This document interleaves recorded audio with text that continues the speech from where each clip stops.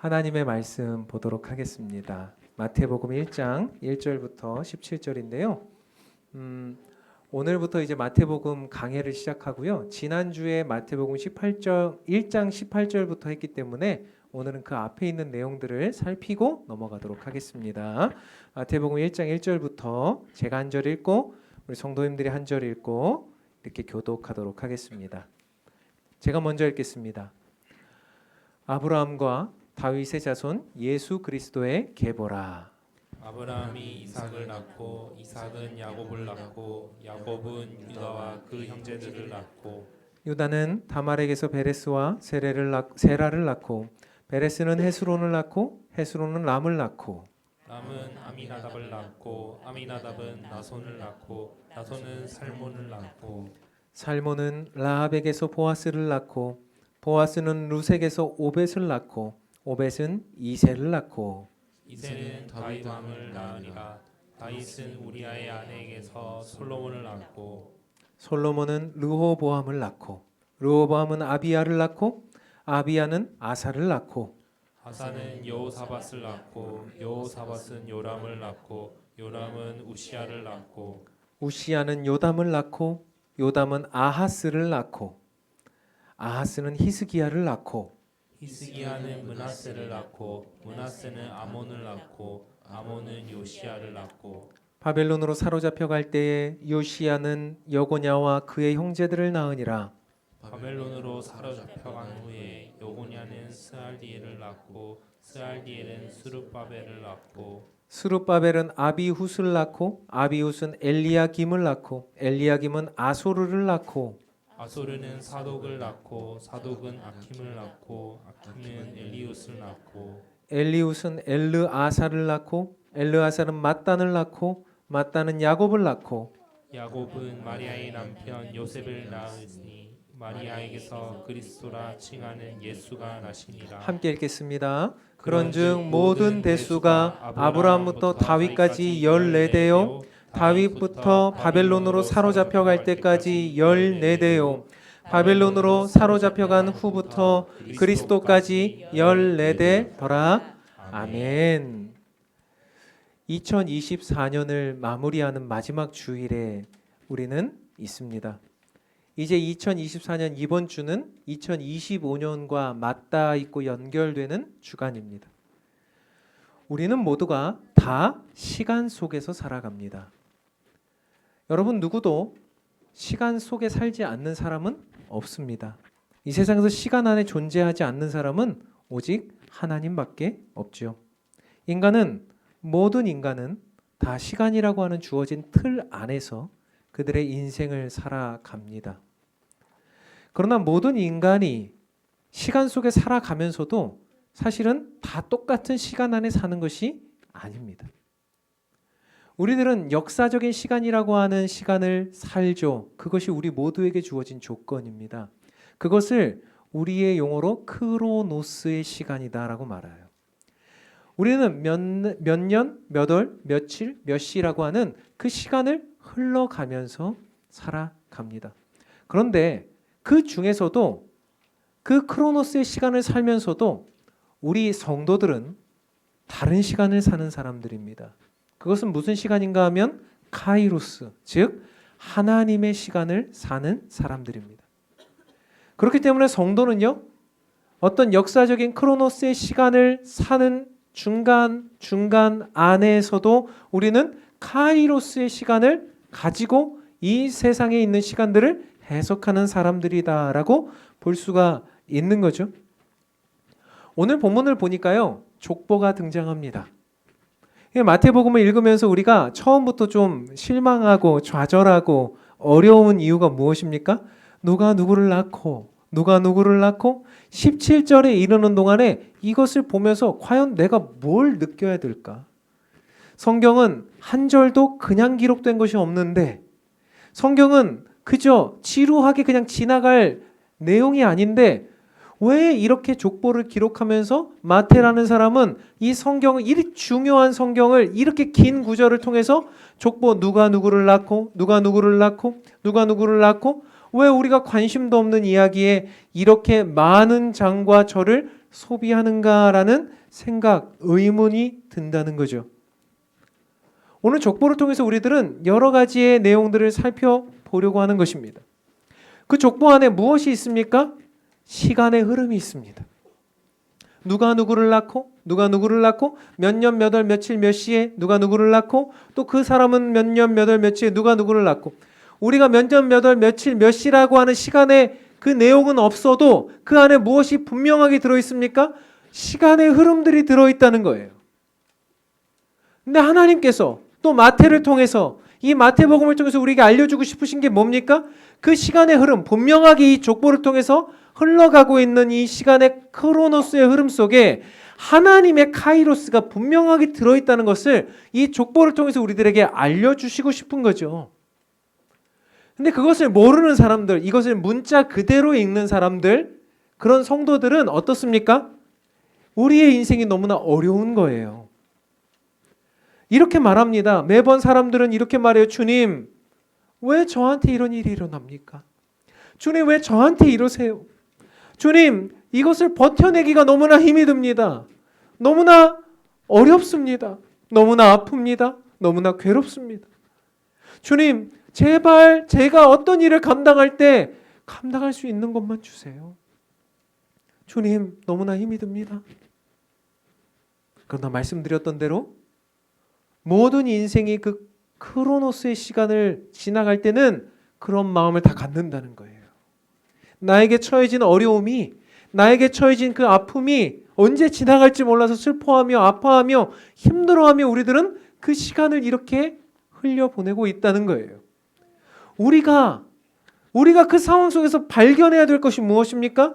그 점점의 그 시간들을 통해서 하나님은 그 안에 메시지를 주고 계신데 그것이 바로 카이로스의 하나님의 역사라는 거죠.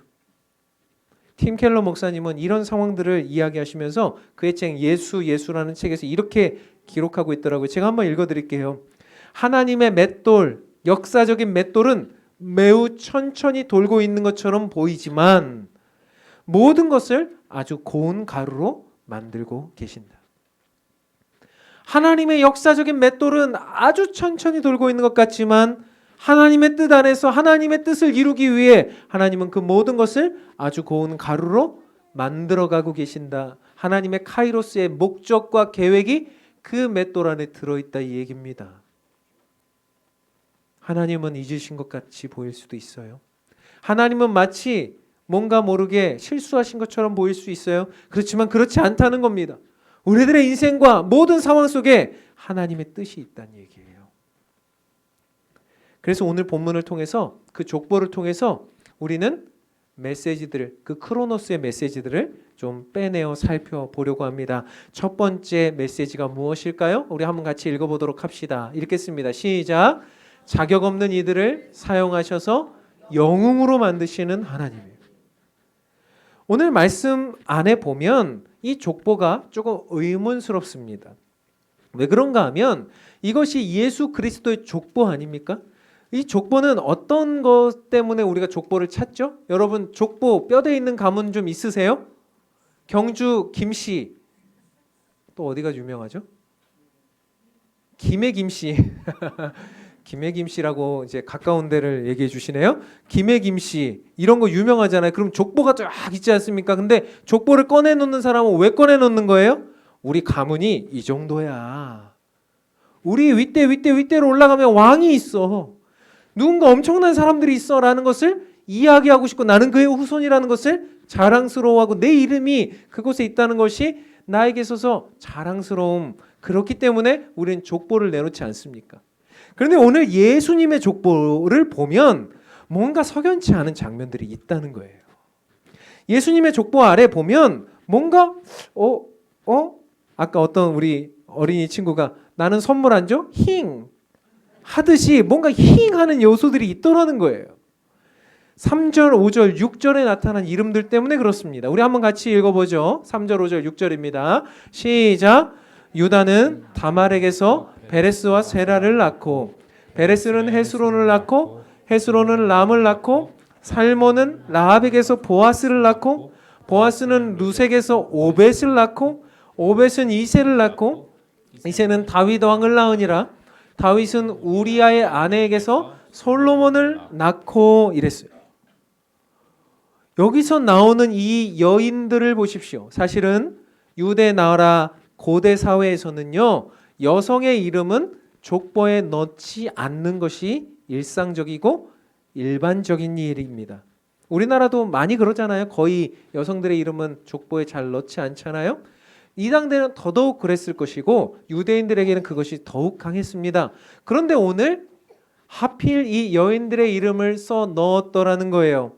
근데 이 여인들이 생각보다 굉장히 말도 안 되는 인생을 살았던 여인들처럼 보인다는 겁니다.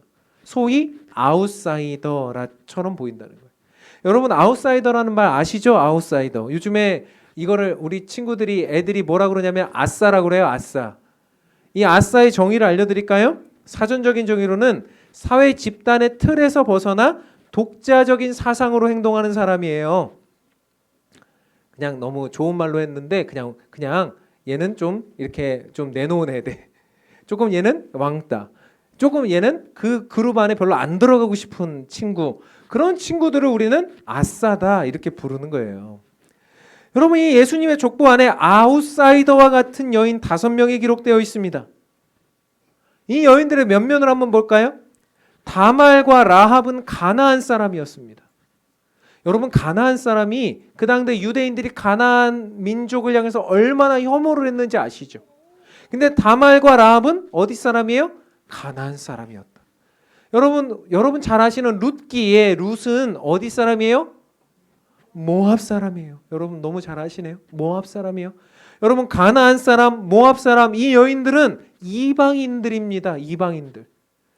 여러분, 그 당시에 유대인들은요, 이방인들에게 너무나 혐오를 했어요. 이방인들을 혐오하고 이방인들을 무시하고 심지어는 이방인들을 개와 같이 여기고 그렇게 했다 얘기입니다. 그런데 메시아의 혈통 족보에 이 여인들의 이름이 들어가 있어요.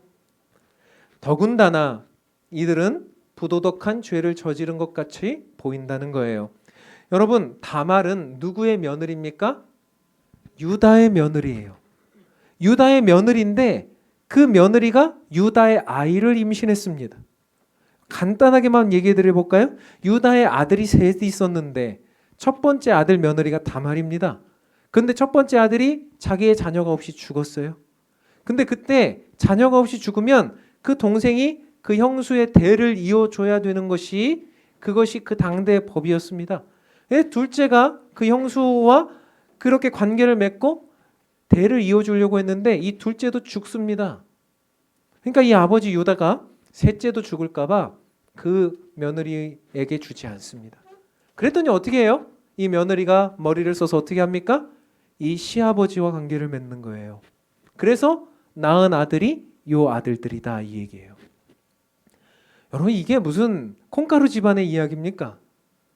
이런 이야기들은 사실 현대 시대에도 신문에 나올 만한 이야기예요. 너무나 이상한 이야기, 엮이는 가정, 그 엮이는 가정의 후손으로 메시아가 오셨다 이 얘기예요. 여러분, 라합은 누구입니까? 여러분, 라합에 대한 기록이 많지 않지만 우리는 라합이 어떤 직업을 가졌었는지 어쩌면 추정해 볼 수가 있습니다. 어떻게 해요? 여호수아서에 보면 라합이 어디에 살고 있었다고 말해요? 성벽 위에 살고 있었다고 그래요. 여러분, 성벽 위에 어떻게 사람이 사는가? 여러분, 성벽이요, 그 당대 그 여리고성이라고 하는 그 성은요 엄청나게 큰 성이었는데 성벽 두께가 엄청나게 큰 거예요. 그래서 외성벽과 내성벽이 있는데 외성벽과 내성벽 사이에 집을 지을 수 있을 정도로 그 성벽이 큰데 그 성벽 위에 집을 짓고 사는 사람이 주로 어떤 사람이었을까요? 기록에 의하면 성벽 위에 집을 짓고 사는 사람들은 가장 먼저 외부인들이 들어오고 이렇게 하는 곳이었기 때문에 주막이거나, 그러니까 술집이죠. 주막이거나 아니면 몸을 파는 여인들이 사는 집이었다라고 말해요. 그러니까 이 라합이 사실은 굉장히 어려운 여인이었다라는 것을 말하는 거죠. 부적절한 것처럼 보이는 거죠. 더 나아가 다윗의 아내 밧세바에게서 낳은 솔로몬은 어떻습니까? 다윗이 일생 살아가면서 실수를 했는데 가장 큰 실수는 무엇이었습니까? 자신의 부하의 아내였던 밧세바를 취해서 그 여인을 범한 것이었어요. 그리고 그 여인을 통해서 낳은 아들이 바로 솔로몬이에요. 굉장히 부정한 거 아닙니까? 여러분, 다윗이 인류사에서 가장 위대한 인물로 촉망받지만 그의 인생 가운데 실수처럼 보이는 너무나 큰 잘못이에요. 이거는 그 잘못. 그래서 자기의 부하 우리아를 죽여버리는 그런 실수, 잘못을 한 그 다윗의 모습 말이죠. 근데 그 족보 아래 우리아의 아내 밧세바다 이렇게 기록하고 있단 말이에요. 다말, 라합, 룻, 우리아의 아내, 마지막 마리아까지.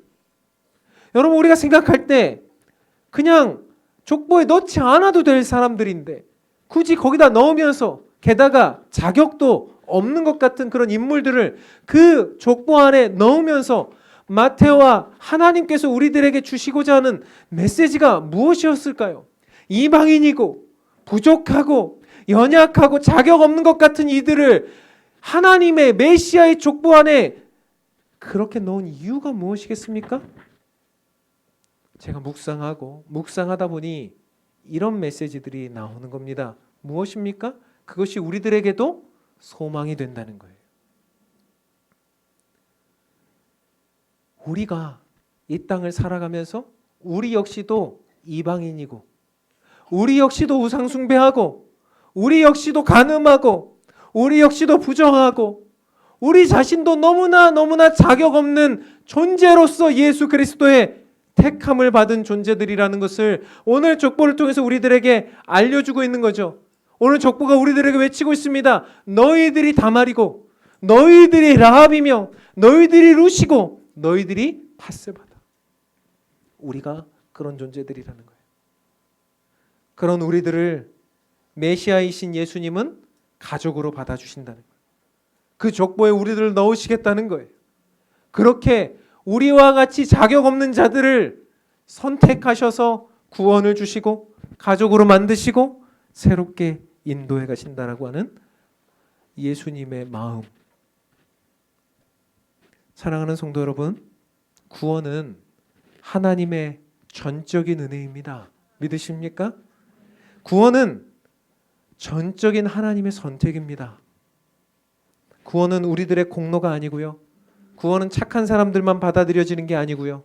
구원은 부자들만 받아들여지는 게 아니고요. 구원은 훌륭한 업적이 있는 사람들만 받아들여지는 게 아니에요. 누구든지 예수를 믿으면 자격이 없는 존재 같아도 누구든지 예수 앞에 나오면 자격이 없어도 부족해도 연약해도 우리가 하나님 나라의 은혜로 받아들여진다는 것이 오늘 본문 안에 있는 족보의 첫 번째 의미라는 거예요. 저는 생각해 봐요. 왜 하나님이 나와 같은 자를 선택하셔서 목회자로 삼으셨을까? 저는 참 부족한 그런 가정과 또 스스로의 어떤 능력을 가지고 있는 사람이거든요. 신학교에 가면 전도사들이 맨날 하는 얘기가 있습니다. 쟤는 금수저야. 쟤는 흙수저야. 전도사들이 그런 얘기 한다니까 이상하죠. 근데 여러분, 전도사계의 금수저는 누굴까요? 아버지가 누구? 여러분 어떻게 그렇게 잘하세요? 신학교에 혹시 가보셨어요? 아버지가 목사님인 사람들이 전도사계의 금수저예요. 아버지가 목사님이면 그래도 뭔가 조언을 받을 수가 있고 뭔가 어려울 때 이야기를 들을 수 있고 또 목회적인 어떤 이야기들을 들을 수 있고 또 든든한 지원군이 있고 기도해 주시고 하니까. 근데 저는요, 그때 당시만 해도 부모님이 교회를 안 다니셨어요. 그러니까 신학교에 간 저는 사실은 뭐 소위 흙수저라고 말하지만 흙도 없어. 나는 그걸 무수저라 그래요. 수저가 없다고. 그냥 손으로 먹어야 돼요. 그러니까 저 같은 사람은 이제 사실 신학교에서도 주목도 별로 받지 못하고 그저 그렇게 되는 대로 닥쳐지는 대로 그저 열심히 그렇게 사역하는 사람들이에요. 그런데 저와 같은 자를 사용하셔서 주님이 목회자로 삼으시고 또 이렇게 함께하는 이런 교회들을 세우게 하시니 어찌 보면 하나님의 은혜가 크다. 여러분도 마찬가지 아닙니까? 여러분도 뭔가 모르게 어떤 이유인지는 모르게 이렇게 작은 교회 또 이곳에 오셔서 함께 이 교회를 만들어가고 세워가고 계시는 중이에요. 근데 우리가 보면 내가 자격이 있어 이 자리에 있는가? 사실은 어떤 면에서 보면 우리가 교회를 세운다라고 하는 영광스러운 직분에 우리가 과연 들어갈 수 있을까?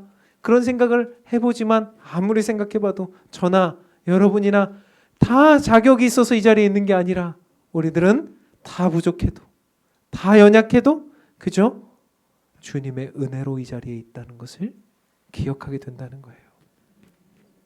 그러면서 지난 2년을 생각해 보니까 그 2년이 주마등처럼 지나가면서 주님의 은혜가 얼마나 컸던가. 저와 여러분 같이 이런 존재들이 만나 함께 이 교회를 세워가며 이렇게 2024년도 정말 그렇게 보내갈 수 있도록 만드신 것이 하나님의 은혜요. 또 주님의 역사가 아닌가 이런 생각을 하니까 참 너무나 감사했습니다. 사랑하는 성도 여러분, 오늘 그 족보에 우리의 이름이 있습니다. 예수님께서 우리를 그 족보에 이름을 넣어 주셨습니다. 참으로 부족했지만 2024년을 지나는 그 크로노스의 시간 속에 하나님은 여러분을 카이로스의 존재로 한 사람 한 사람 그저 택하셔서 그 족보에 이름을 넣어서 우리를 인도해 오셨습니다. 그것이 우리가 2024년을 바라보고 또 2025년에 우리를 그렇게 만들어 주실 주님의 은혜라고 생각합니다. 우리를 택해 주셔서 영웅으로 삼아 주신 하나님의 은혜가 그렇게 큰 것입니다. 두 번째, 오늘 족보를 통해서 우리에게 알려주시는 메시지 한번 볼까요? 한번 읽겠습니다. 시작. 복음의 완전한 성취다. 두 번째로 오늘 족보에 보면 참 또 특이한 장면이 하나 등장하는데요. 17절입니다. 17절을 우리 한번 같이 읽어보죠. 읽겠습니다. 시작. 그런즉 모든 대수가 아브라함부터 다윗까지 14대, 다윗부터 바벨론으로 사로잡혀 갈 때까지 14대, 바벨론으로 사로잡혀 간 후부터 그리스도까지 14대더라. 이렇게 말했어요. 아브라함에서부터 다윗까지 14대, 다윗의 왕조를 거쳐 바벨론으로 잡혀갈 때까지 14대, 그리고 바벨론에서 사로잡혀 간 이후부터 예수 그리스도까지 14대. 근데 여러분 성경을 통해서 그것을 역추적해 보면 사실 이거 조금 끼워 맞춘 경향이 없지 않아 있다 생각하게 돼요. 왜냐하면 우리 중간에 있는 다윗부터 바벨론으로 사로잡혀 가기까지 왕의 족보만 봐도 두 왕이나 세 왕이 빠져 있습니다. 그리고 다윗은 또 두 번 들어가 있어요. 그러니까 뭔가 모르게 약간 조작했던 것 같은 느낌이 들어요. 근데 이거는 성경이 조작이 아니라 무엇입니까? 성경 안에 메시지를 담기 위해서 그것을 맞추어 냈다라고 보는 것이 더 합당한 거죠. 그래서 14대, 14대, 14대라고 이렇게 기록한 의도가 무엇일까? 많은 학자들이요, 이것을 이렇게 해석합니다. 물론 여러 가지 해석들이 있습니다만 14대, 14대, 14대 그러면 14 곱하기 몇이죠? 갑자기 곱하기를 해야 되니까 헷갈리시죠? 14 곱하기 3입니다. 그러면 이것을 7 곱하기로 하면 똑같은 숫자가 나오려면 뒤에 뭘 곱하면 될까요? 우리 아이들이 아주 대답을 잘했어요. 14 곱하기 3을 14를 반으로 나누어서 7로 곱한다고 생각하면 6을 곱하면 같은 수가 나옵니다. 그래서 많은 학자들이 이것을 14 곱하기 3 이렇게 세 개로 끄는 이유는 무엇이냐면 성경에서 가장 유력하게 생각하는 중요하게 생각하는 수 7을 6번 곱한 것으로 의미한다라고 보는 거예요. 그래서 7을 6번 곱하고 7을 7번째 곱했을 때 처음 나오시는 분이 누구예요? 예수 그리스도다. 그러니까 7 이렇게 나올 때 첫 번째 나오시는 분이 누구예요? 예수님이시다라고 말하는 거예요. 성경에서 7이라는 숫자는 안식일의 숫자고요. 7이라는 숫자는 성취의 숫자고요. 7이라는 숫자는 희년, 즉 돌아오는 해, 회복의 해에 대한 숫자입니다. 즉 7은 마무리와 새로운 시작의 숫자가 바로 7이에요. 그러니까 7이 6번 곱해져 가지고 7, 6에 42. 그러면 43번째는 이제 새로운 역사가 회복된다라고 하는 내용이에요. 그 새로운 회복의 시작이 누구입니까? 예수 그리스도시다라고 말하는 거예요. 이것이 엄청난 것 아닙니까? 그래서 예수님은 7, 7에 49까지 우리들을 이끌어가고 계신다는 거예요. 완전한 숫자가 더 완전해지기까지 우리를 이끌어 가시는 숫자의 시작이 예수님으로 시작했고, 그 예수님이 바통을 이어줘서 지금 누구에게까지 오고 있습니까? 우리에게까지 그 바통이 이어지고 있으니, 그 족보가 이어지고 있으니, 이제 우리를 통해서 예수님은 뭘 하길 원하시는 거예요? 그 바통을 통해서, 이어짐을 통해서 우리를 통해 완전한 안식, 완전한 복음의 완성, 완전한 희년, 완전한 주님의 뜻이 이루어지는 역사가 이루어지기를 우리를 통해 원하시는 거예요. 그게 복음입니다. 예수님은 우리를 통해 복음의 완전한 성취를 이루길 원하세요. 믿으십니까? 여러분, 복음은요, 우리들의 생명의 문제, 우리들의 안식의 문제, 우리들의 경제의 문제, 우리들의 건강의 문제, 우리들이 하고 있는 모든 문제를 온전하게 해결하는 것이 바로 복음의 역사예요. 그래서 마태는 그것을 14를 3번 곱해서 그것을 7을 6번 곱한 것으로 완전한 것으로 표현했어요. 이걸 마가는 어떻게 표현했는지 아세요? 마가복음 1장 1절에 마가는 이렇게 표현해요. 하나님의 아들 예수 그리스도의 뭐요? 복음이 시작되었다, 이렇게 말해요. 우리가 살아가면서 복음이라는 것은 우리의 인생과 영혼을 완전하게 만들어가는 거예요. 어제 어떤 청년이 저한테 그러더라고요. 목사님, 어떤 사람이 교회를 왜 다니냐고 물어보는데 왜 다니냐고 물어보는데 어떻게 대답해야 되죠? 제가 복음이라는 것은 말이야, 그냥 교회에 다녀서 회복되는 게 아니야. 복음이라는 것은 말이야, 우리의 영혼과 우리의 인생이 완전하게 갱신되고 새로워지는 거예요. 여러분, 교회 그냥 오셔서 여기 앉았다가 그냥 가시면 영혼이 완전하게 회복되지 않습니다.